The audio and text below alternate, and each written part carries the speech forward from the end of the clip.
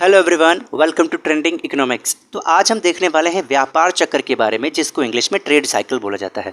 आसान भाषा में समझा दूंगा। व्यापार चक्र का मतलब क्या हो रहा है? कुछ व्यापार में ऐसा हो रहा है जो चक्र चल रहा है ना। तो आर्थिक गतिविधियों के स्तर में जब आर्थिक गतिविधियां एक अर्थव्यवस्था में होती हैं तो क्या होता है?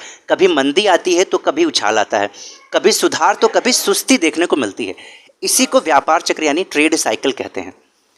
अब समझिए, मंदी यानी रिसेशन और उछाल यानी कि बूम के बीच आर्थिक गतिविधियों के स्तर में उतार चढ़ाव को व्यापार चक्र या ट्रेड साइकिल कहते हैं। तो आप ऐसे भी समझ सकते हैं, मंदी और उछाल के बीच में जितनी भी गतिविधियां एक अर्थव्यवस्था में होती हैं उसको क्या कहते हैं?